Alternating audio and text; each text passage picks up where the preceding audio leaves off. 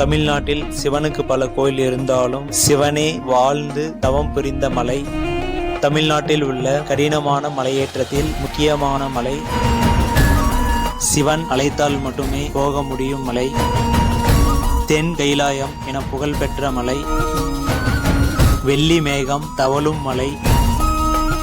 சிவபக்தர்கள் வாழ்வில் ஒரு முறையேனும் போக வேண்டும் என நினைக்கும் மலை. இறைவனே இயற்கையாக உள்ள மலை. பஞ்சபூதலிங்கம் உள்ள மலை. தீராத நோய் தீர்க்கும் ஆண்டி சுனை உள்ள மலை போன்ற பல்வேறு சிறப்புகள் பெற்ற வெள்ளியங்கிரி கோயில் பற்றி இந்த வீடியோவில் பார்க்கலாம்.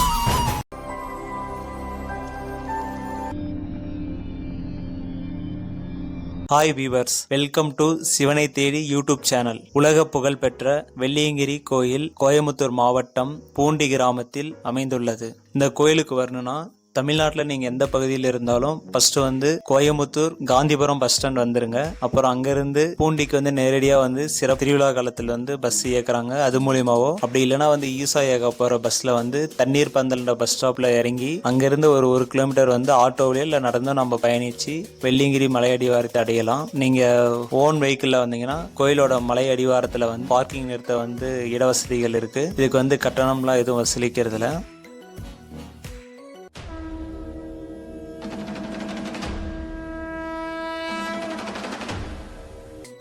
கோயிலோட வரவேற்பு கோபுரத்தை வணங்கிட்டு உள்ளே போயிட்டுருக்கோம். மலை அடிவாரத்தில் கடைகள் உள்ளது. இங்கே மலையேற்றத்திற்கு தேவையான தண்ணீர், குளுக்கோஸ், உணவுப் பொருட்கள் எல்லாமே நம்ம இங்கேயே வாங்கிக்கலாம். உள்ளே போகும்போதே வலதுபுறம் மலையேற்றத்திற்கு மிகவும் பயனுள்ளதாகும். மூங்கில் தடி 30 ரூபான்னு விற்கிறாங்க. நீங்கள் இந்த மூங்கில் தடி வாங்கி உயரத்துக்கு ஏற்ற மாதிரி வெட்டி சீர் செய்து மலையேற்றத்தின் போது பயன்படும். வெள்ளியங்கிரி மலை கோயில் ரிசர்வ் ஃபாரஸ்ட் நடுவில் அமைந்துள்ளது. அதனால் வனத்துறையின் கட்டுப்பாட்டில் உள்ளது. ஒவ்வொரு ஆண்டும் பிப்ரவரி மாதம் சிவராத்திரி முதல் மே மாதம் இறுதி வரை வெள்ளியங்கிரி மலைக்கோயில் திறந்திருக்கும். அடர்ந்த காடுகள், அழகிய சோலைகள், மூலிகை காற்று வீசும் நடுவே வெள்ளியங்கிரி அடிவார கோயில் அமைந்துள்ளது. வெள்ளியங்கிரி மலை அடிவாரத்தில் அருள்மிகு பூண்டி விநாயகர், அருள்மிகு வெள்ளியங்கிரி ஆண்டவர், அருள்மிகு மனோன்மணி அம்மன் ஆகியோருக்கு தனித்தனிய சன்னதிகள். இந்த கோயில தற்சமயம் 50 ஆன நடராஜர் சிலை 4 அடி உயரத்துல நிறுவியிருக்காங்க. அடிவார கோயில சுற்றியும் 63 நாயன்மார்கள் சன்னதிகள் அமைச்சிருக்காங்க.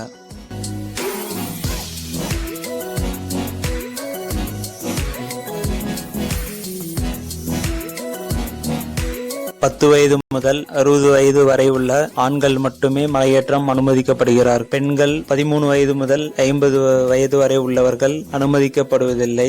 உயர் இரத்த அழுத்தம், குறைந்த இரத்த அழுத்தம், சர்க்கரை நோய், ஆஸ்துமா, மூச்சு திணறல், இதய குறைபாடு உள்ளவர்கள், உடல் பருமனானவர்கள் மலையேற்றத்திற்கு அனுமதிக்கப்படுவதில்லை.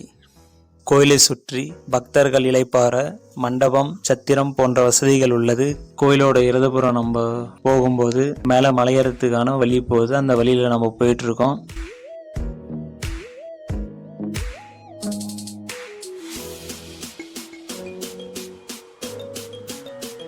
அந்த வழியின் வலதுபுறத்தில் 5 விநாயகர் சிலைகளால் அமைக்கப்பட்ட பஞ்ச விநாயகர் மண்டபம் உள்ளது. விரிந்த தாமரையின் நடுவில் ஒரு தண்டில் 9 மலர்கள் அடுக்கி வைத்தது போல அதன் மேலே அன்னப்பறவையும் உள்ளது. கீழ்ப்பகுதியில் 12 ராசி தூண்கள் மிகவும் கலைநயத்துடன் சிறப்பாக அமைக்கப்பட்டுள்ளது. இந்த ராசி தூணுக்கு எதிரே கோயில் வரலாற்றை விளக்கும் பசுமாடு சிவலிங்கத்திற்கு பாலால் அபிஷேகம் செய்வது போன்ற கல்வெட்டு. மலையேற்றத்தின் தொடக்கத்தில் வனத்துறையால் அமைக்கப்பட்ட சோதனை சாவடி உள்ளது. அந்த சோதனை சாவடியில் அனைவரும் தாங்கள் கொண்டு செல்லும் பைகள், அனைத்து பொருட்களும் சோதனை செய்த பின்னரே மலையேற்றத்திற்கு அனுமதிக்கப்படுவார்கள். பிளாஸ்டிக் பொருட்கள், எளிதில் தீப்பற்றக்கூடிய பொருட்கள், பீடி, சிகரெட் அனுமதிக்கப்படுவதில்லை. மலையேற்றத்தின் போது கொண்டு செல்லும் ஒவ்வொரு பிளாஸ்டிக் பாட்டிலுக்கும் தனியே 20 ரூபாய் ஸ்டிக்கர் ஒட்டப்பட்டு மலையேற்றம் முடிந்த பின் மீண்டும் கீழே கொடுக்கும் போது நம்மிடமிருந்து வசூலிக்கப்படும் 20 ரூபாய் தொகை திரும்ப நமக்கே கொடுக்கப்படுகிறது. இந்த மலையேற்றம் சுமார் 6000 அடி உயரம் கொண்ட 7 மலைகளை கடந்து 6 கிலோமீட்டர் தூரம் நடந்து இறைவனை தரிசிக்கும் கடினமான மலையேற்றம் ஆகும். இந்த மலையேற்றம் அவரவர் உடல் வலிமையை பொறுத்து மலையை ஏற 5 முதல் 6 மணி நேரமும் மலையை இறங்க 4 முதல் 5 மணி நேரமும் ஆகும். தென்னாடுடைய சிவனே போற்றி. மலையேற்றத்தின் தொடக்கத்தில் உள்ள சிவலிங்கத்தையும் நந்தியம்பெருமானையும் மனோன்மணி தாயாரையும் வணங்கிவிட்டு மலையேற்றத்தை தொடங்கலாம். முதல் மலை வெள்ளி விநாயகர் மலை என அழைக்கப்படும். இந்த மலையின் அதிபதி வெள்ளி விநாயகர். இந்த 7 மலையும் நம்ம உடலோட இருக்கிற 7 சக்கரத்தோடு ஒப்பிட்டு சொல்லுவாங்க. முதல் மலை மூலாதாரம் அந்த சக்கரத்தோட ஒப்பிடுவாங்க. முதல் மலை பயண தூரம் 1 கிலோமீட்டர் தூரம் இருக்கும். மலையேற சுமார் 1 மணி நேரம் ஆகும். முதல் மலை பயணம் மிக கடினமானது. செங்குத்து கல் பாதையாகும். ஒவ்வொரு படிக்கட்டும் 1 அடி உயரம் அல்லது அதைவிட அதிகமாக இருக்கும். மலையேற்றத்தின் தொடக்கத்தில் சுமார் 50 படிக்கட்டுகள் ஏறி போகும் போதே வலதுபுறத்தில் கோயில் மணி வேல் இருக்கும். இந்த இடம் நீங்க மிஸ் பண்ணாம கண்டிப்பா வலதுபுறம் அந்த வழியா கொஞ்ச தூரம் நடந்து போனா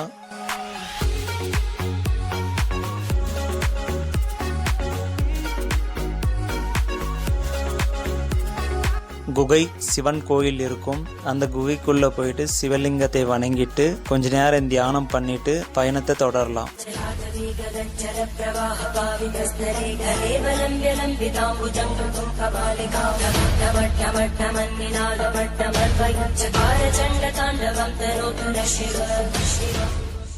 இந்த மலையேற்ற பயணத்தின் ஆரம்பமும் ஆன்மீக பாதை யோக நிலையின் ஆரம்பத்தோடு ஒப்பிடலாம். தொடக்கத்தில் மிக கடினமானதாக இருக்கும். மலையேற்றத்தின் தொடக்கத்தில் வியர்க்க தொடங்கி கொஞ்ச நேரத்தில் முழுவதும் வியர்வையால் குளிச்ச மாதிரி ஆகிரும். மலையேற்றத்தின் போது இந்த மாதிரி பிரிட்ஜி நீங்கள் வந்துட்டீங்கன்னா நம்ம முதல் மலை பயணத்தில் சுமார் ஒரு 40% வந்துட்டோம்னு அர்த்தம். இங்கேயே சிறிது நேரம் ரெஸ்ட் எடுத்துட்டு மலையேற்றத்தை ஸ்டார்ட் பண்ணலாம்.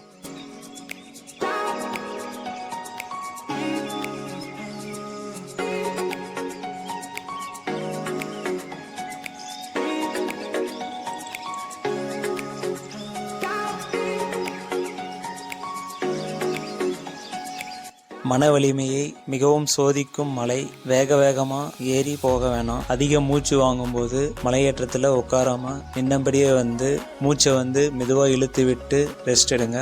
வாய் வழியா சுவாசிக்காம மூக்கு வழியா சுவாசிங்க. ஏறும்போது கடினமான சூழ்நிலை வரும். அப்போ ஓம் நமச்சிவாயா ஓம் நமச்சிவாயா என்ற பஞ்சாட்சர மந்திரத்தை சொல்லிக்கொண்டே சென்றால் எந்த கஷ்டமும் நம்மளுக்கு தெரியாது. முதல் மலையை கஷ்டப்பட்டு ஏறி வரும்போதே வெள்ளி விநாயகர் கோயில் தெரியும். அப்போ நம்மளுக்கு வர நிம்மதியை சொல்ல வார்த்தையே இல்லை. நம்மை வரவேற்கும் விதமாக வெள்ளி விநாயகர் அமர்ந்திருப்பார். அவரை வணங்கிவிட்டு சிறிது நேரம் அங்கே ஓய்வெடுக்க அமைக்கப்பட்டுள்ள சிறிய கூடாரத்தில் ஓய்வெடுத்துவிட்டு மலை பயணத்தை தொடரலாம்.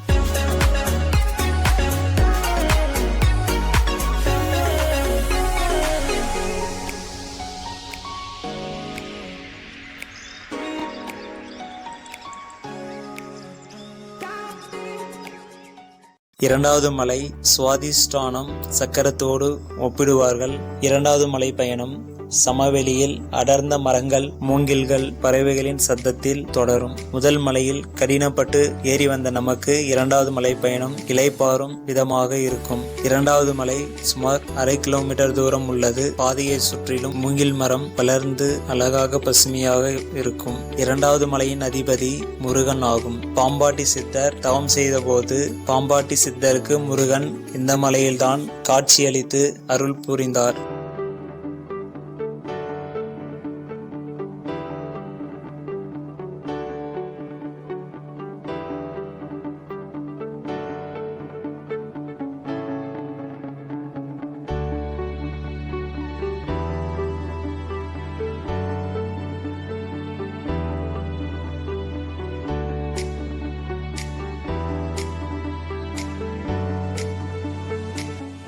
சிவமயம் அருள்மிகு வெள்ளியங்கிரி ஆண்டவர் துணை வழுக்குப்பாறை படிகள் முழுவதும் கோவை தாலுகா தென்மநல்லூர் தேமா பழனிசாமி கவுண்டரும் அவர் மனைவி தெய்வநாயகி அவர்களால் உபயமாக செய்து முடிக்கப்பட்டது. ஆனந்த ஆண்டு வைகாசி 2ஆம் நாள் ஞாயிற்றுக்கிழமை 2/6/1971.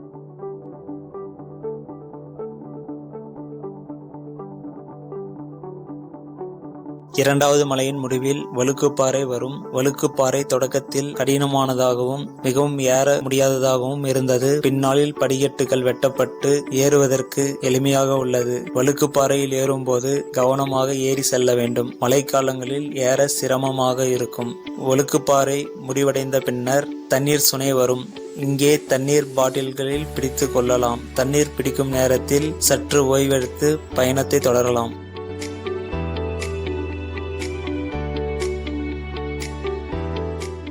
மூன்றாவது மலை பாம்பாட்டி சித்தர் மலை என அழைக்கப்படுகிறது. மூன்றாவது மலையின் தொடக்கத்தில் பாம்பாட்டி சித்தரின் குகை நம்மை வரவேற்கும். மருதமலை புகழ் பெற்ற பாம்பாட்டி சித்தர் மூன்றாவது மலையில் சிறிது காலம் தங்கியுள்ளார். பாம்பாட்டி சித்தரின் குகையில் சிறிது நேரம் அவரை வணங்கிவிட்டு தியானம் செய்து அவரின் துணையுடன் மீண்டும் பயணத்தை தொடர்ந்து போகலாம் வாங்க.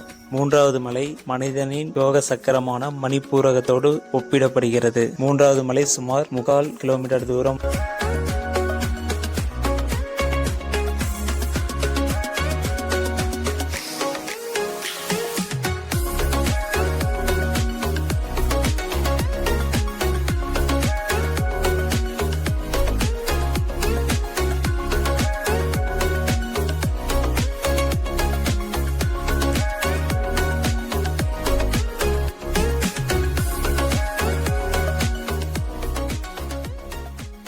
மூன்றாவது மலை கல்லாலான படிக்கட்டுகளும் மர வேர்கள் இடையே உயரமாக ஏறி செல்வதும் சிறிது கடினமாக இருக்கும். ஆனால் நாம் செல்லும் வழி எங்கும் நமக்கு மேலே குடை பிடித்தாற் போல அழகான பசுமை தாவரங்கள் நமக்கு நிழல் தரும்.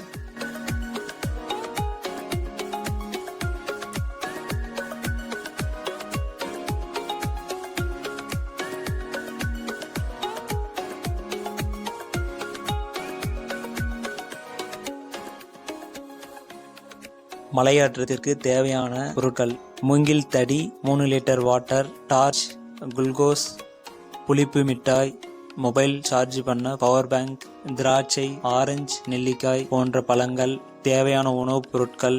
மலை மீது ஜிபே, கூகுள் பே, நெட் வசதி இல்லாததால் வேலை செய்யாது. எனவே மலையேற்றத்தின் போது கடைகளில் தேவையான பொருட்கள் வாங்க பணம் எடுத்து செல்ல வேண்டும். மழைக்காலங்கள் எனில் ரெயின்கோட், இரவில் தங்கும் அன்பர்கள் மற்றும் மலையின் மீது குளிர் அதிகமாக இருப்பதால் எடை குறைவாக உள்ள கம்பளி, குளிருக்கு நல்ல இதமா இருக்கிற மாதிரி ஸ்வெட்டர், தலைக்கு குல்லாய் போன்றவை எடுத்து செல்ல வேண்டும்.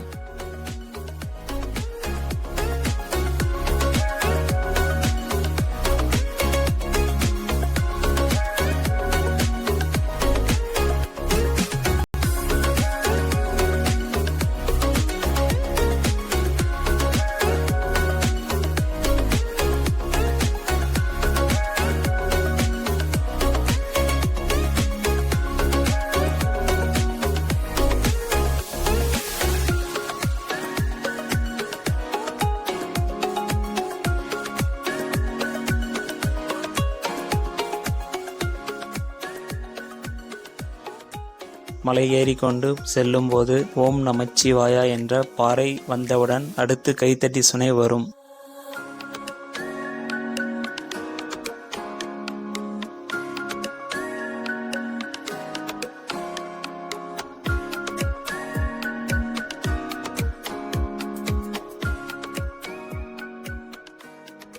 அங்கே தண்ணீர் அதிகமாக வரும். எனவே மலையேறும் அனைத்து பக்தர்களும் தங்களிடம் உள்ள பாட்டிலில் உள்ள தண்ணீரை போதுமான அளவு பிடித்து கொண்டு மீண்டும் மலையேற்றத்தை தொடங்கலாம். இந்த கைத்தட்டியின் சுனையின் பின்புறம் பாம்பாட்டி சித்தரின் இன்னொரு குகை உள்ளது. மூன்றாவது மலை சுனையில் தொடங்கி சுனையில் முடிவடையும்.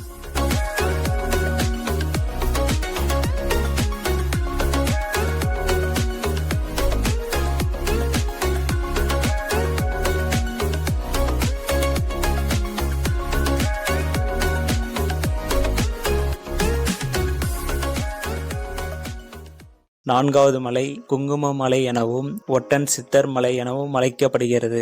நான்காவது மலை சுமார் 1 கிலோமீட்டர் தூரம் பயண தூரம் இருக்கும். நான்காவது மலை படிக்கட்டுகள் முடிவடைந்து கோரை புற்கள் நிறைந்த சமதள மண் மலையாகும். நான்காவது மலையிலிருந்து நாம் காணும் இயற்கை காட்சி கண்கொள்ளா காட்சியாகும். நான்காவது மலையிலிருந்து காணும் போது பசுமை நிறைந்த காடுகளும் வெண்மை நிறைந்த மேகங்களும் நீலம் நிறைந்த வானங்களும் ரம்மியமாக பிரமிப்பாக தெரியும்.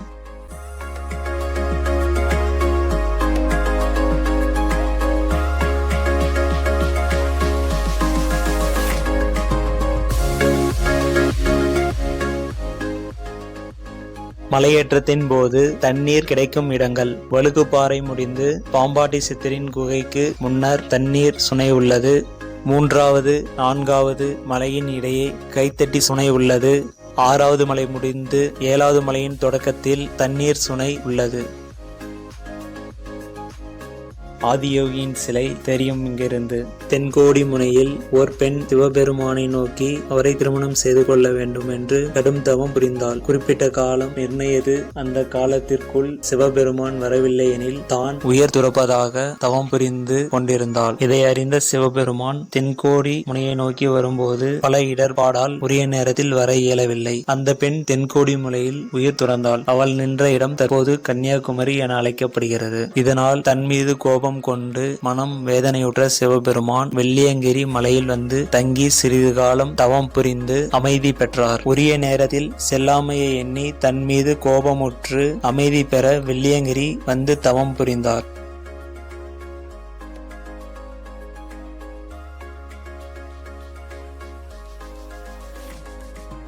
நான்காவது மலை குங்கும மலை எனவும் அழைக்கப்படுகிறது.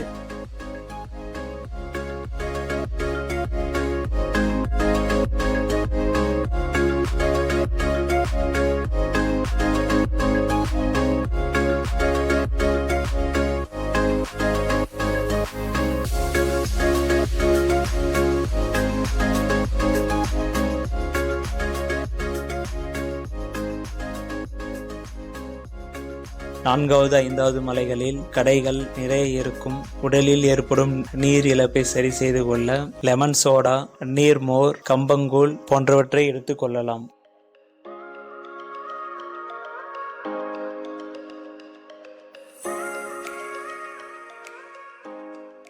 நான்காவது மலையில் செல்லும் போது அவசர மருத்துவ முகாம் ஒன்று உள்ளது. தேவைப்படுவோர் பயன்படுத்திக் கொள்ளலாம்.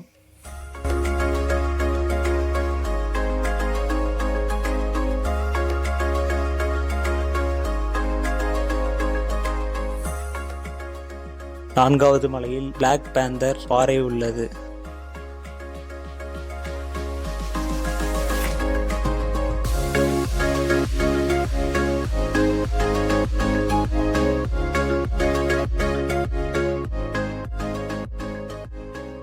நான்காவது மலையின் ஒரு புறம் பசுமையான மரங்களும் மறுபுறம் பிரம்மாண்ட பள்ளத்தாக்கும் இருக்கும்.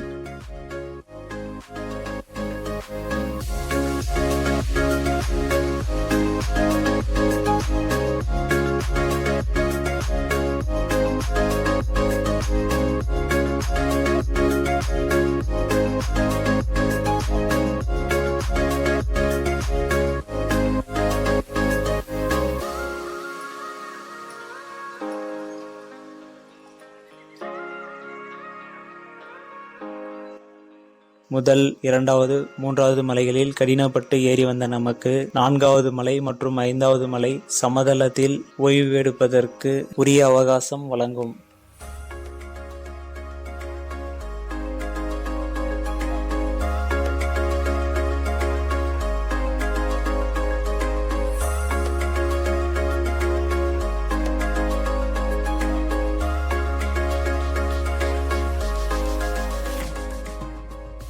இந்த மலையில் ஒட்டன் சித்தர் ஜீவ சமாதி உள்ளது. ஒட்டன் என்ற மாமனிதர் பக்தர்கள் ஏறி இறங்க வசதியாக 7 மலைகளிலும் படிக்கட்டுகள் அமைக்கும் போதே மலையில் இறந்து விட்டதால் அவரின் உடல் 4வது மலையில் ஜீவசமாதி அமைக்கப்பட்டுள்ளது. அவரை வணங்கிவிட்டு சிறிது நேரம் ஓய்வெடுத்து மீண்டும் மலை பயணத்தை தொடரலாம்.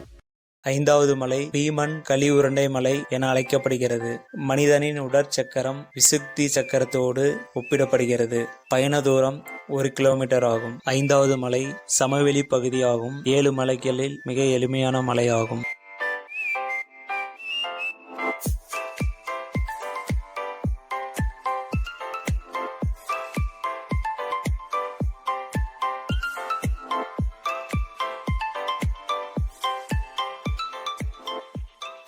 இந்த மலை வெண்மணலால் ஆனது. ஆகையால் இம்மலையில் உள்ள மண்ணை திருநீராக எண்ணி பக்தர்கள் எடுத்து செல்கின்றனர். எனவே இம்மலை திருநீர் மலை எனவும் அழைக்கப்படுகிறது. செண்பக மரம், குறிஞ்சி மரம் அதிகம் உள்ளது.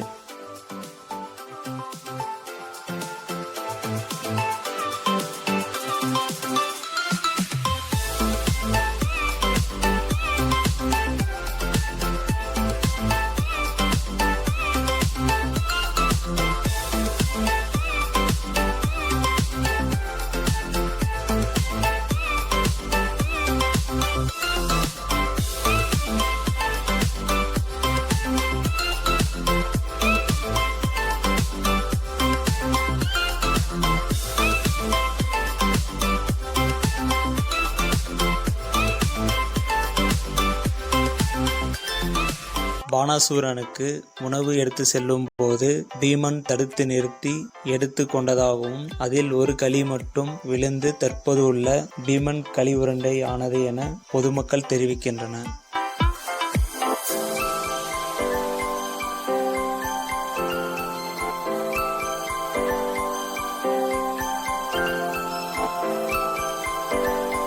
பீமன் களியுருண்டை மலையை கடந்தவுடன் வெள்ளி மேகங்களின் நடுவே வெள்ளி அம்பலத்தான் திவ்ய காட்சி நமக்கு தெரியும். தென்னாடுடைய சிவனே போற்றி, எந்நாட்டவர்க்கும் இறைவா போற்றி.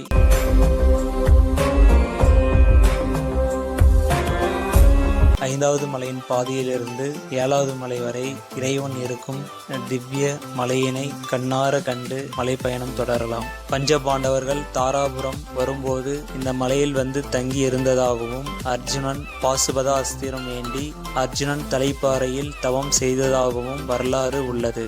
5வது மற்றும் 6வது மலைகளுக்கு இடையே சேத்திலை குகை என்ற குகை ஒன்று உள்ளது. இந்த குகையின் உள்ளே 60 முதல் 70 நபர்கள் வரை தங்கும் அளவு பெரியதாக உள்ளது. அர்ஜுனன் இந்த குகையில் தவம் செய்ததாக வரலாறு கூறுகின்றன.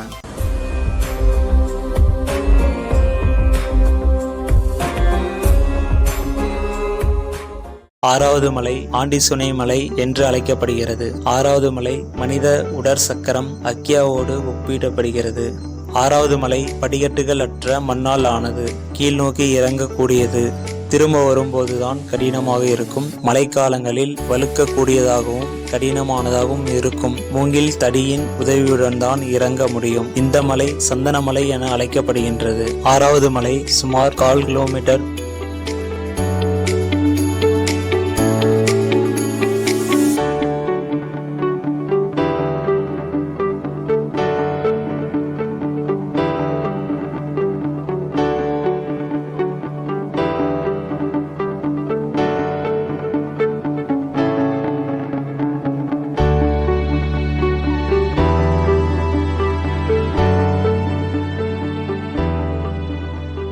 கிரி ஆண்டவர் கோயிலின் தீர்த்தமாகும். இந்த தீர்த்தம் சேர மன்னன் குலசேகரன் தீவிர பிணி தீர்த்த தீர்த்தமாகும். கடின மலையேற்றத்தை கடந்து களைப்புற்று வரும் பக்தர்கள் இந்த சுனையில் நீராடியவுடன் மீண்டும் முழு புத்துணர்ச்சி அடைந்து விடுகின்றனர். இதை பற்றி கூற வார்த்தையே இல்லை. இந்த சுனை நீரின் தொடக்கமும் தெரியாது, முடிவும் தெரியாது. சுனையின் உள்ளே மூழ்கும் போது சிவபெருமானின் அழகிய சிவலிங்கம் தெரியும். பக்தர்கள் அனைவரும் அதனை வணங்கிவிட்டு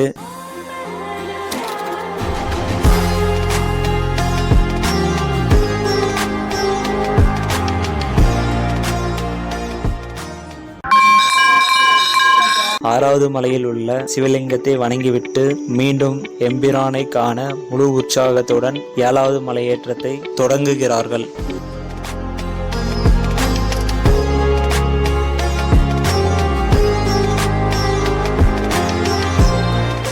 7வது மலை சுவாமி முடி மலை என அழைக்கப்படுகிறது. 7வது மலை உடலில் உள்ள சகஸ்ரானம் சக்கரத்தோடு ஒப்பிடப்படுகிறது. பயண தூரம் 1 கிலோமீட்டர் ஆகும்.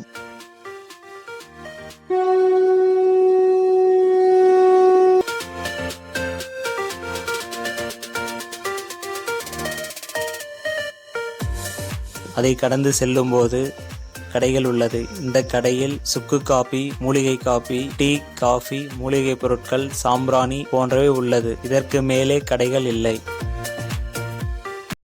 7வது மலைப்பயணம் மிகவும் கடினமானதாக இருக்கும். படிக்கட்டுகள் ஏதும் இல்லாமல் செங்குத்தாக வானை நோக்கி ஏறுவது போல் இருக்கும்.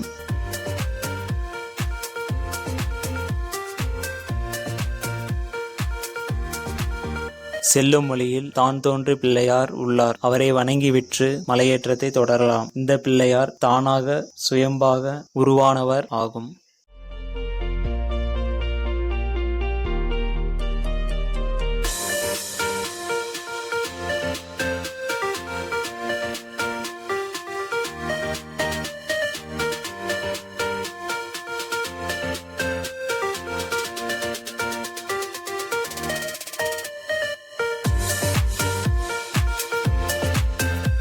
ஏழாவது மலையேற்றம் கடுங்குளிரான சீதோஷ்ண நிலையில் கடினமானதாகவும் செங்குத்தானதாகவும் படிக்கட்டுகள் இல்லாமல் மண்ணால் ஆன வழியில் ஏற வேண்டும். மூங்கில் தடி உதவியுடன் தான் ஏற முடியும். மலை மீது உள்ள இறைவனின் திருக்கோயிலை பார்த்து கொண்டே நீண்ட மலையேற்ற பயணத்திற்கு பிறகு மலையின் உச்சியை அடைந்தோம்.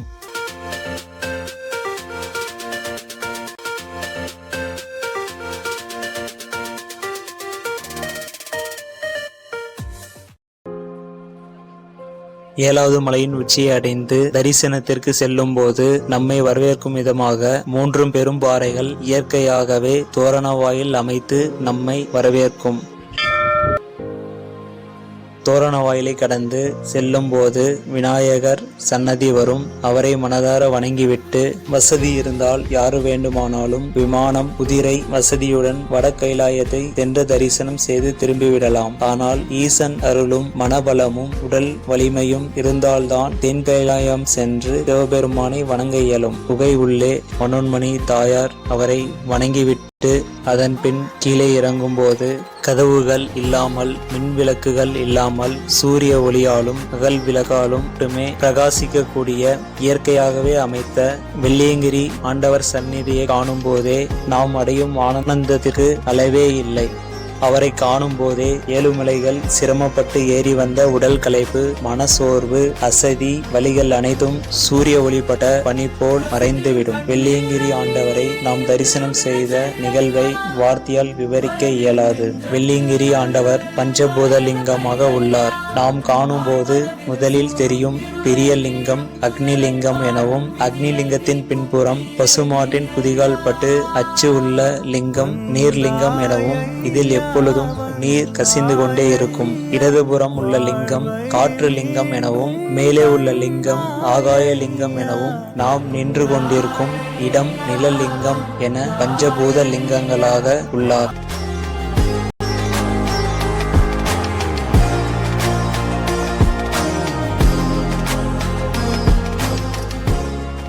சித்ரா பௌர்ணமி அன்று சிவபெருமானுக்கு நடந்த சிறப்பு பூஜைகள் உங்களுக்காக வெள்ளியங்கிரி மலையிலிருந்து.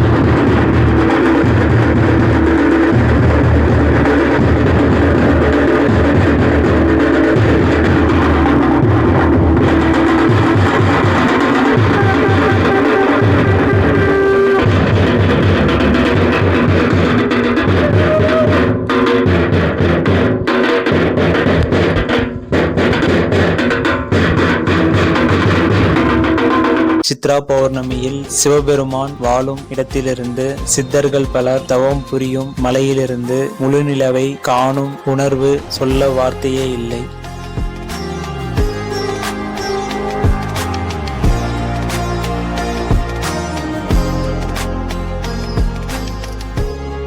உடல் வலிமை, மன வலிமை உள்ள அனைவரும் வாழ்வில் ஒரு முறையேனும் 7 மலைகளை கடந்து வெள்ளி மேகத்தின் நடுவே அருள் பாலிக்கும் வெள்ளியங்கிரி ஆண்டவரை தரிசனம் செய்து வாழ்வில் வளம் பெறுமாறு கேட்டுக்கொள்கிறேன்.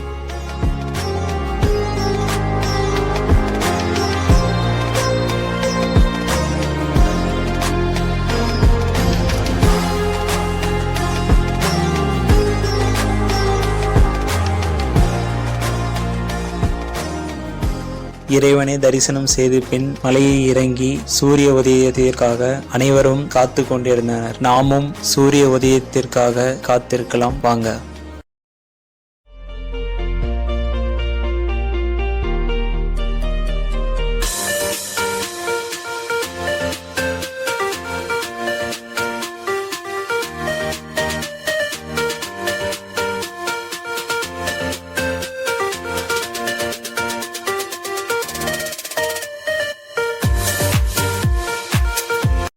இறைவனை தரிசனம் செய்துவிட்டு கீழே இறங்கி வரும்போது பல்கலை மேடை என்று இந்த இடம் அழைக்கப்படுகின்றது. இந்த இடத்தில்தான் இறைவன் இறைநடனம் புரிந்ததாகவும் அம்மையாருக்கு தரிசனம் அளித்ததாகவும் கூறப்படுகிறது. ஆனால் தற்காலத்தில் இந்த இடம் பேச்சு வழக்கில் பலகார மேடை என வழங்கப்பட்டு வருகிறது. மலைக்கு வரும் பக்தர்கள் சுவாமி தரிசனம் செய்துவிட்டு இங்கே வந்து ஓய்வெடுத்து உணவு அருந்திவிட்டு செல்கின்றனர். பக்தர்களுக்கு ஒரு அன்பான வேண்டுகோள், தாங்கள் கொண்டு வரும் பிளாஸ்டிக் பொருட்களை முடிந்தவரை தாங்களே கொண்டு சென்று மலையின் அடிவாரத்தில் உள்ள குப்பை தொட்டியில் போட்டு விடுமாறு கேட்டுக்கொள்கிறேன். ஆண்டி சுனை அருகில் ஈர துணிகளை விட்டு செல்ல வேண்டாம். குளிக்கும் போது சோப் ஷாம் பயன்படுத்த வேண்டாம். புகைப்பிடித்தல் மது அருந்துதல் வேண்டாம். இறைவனை தரிசனம் செய்த பின் அம்மலையின் அழகையும் சூரிய உதயம் மற்றும் சூரிய மறைவு, சிறுவாணி நீர்த்தேக்கத்தின் இருள்மிகு தோற்றம், கேரள மலைத்தொடரின் அழகையும் கண்டு ரசித்து அதன் பின் மலையிறங்கலாம். இம்மலைக்கு வரும்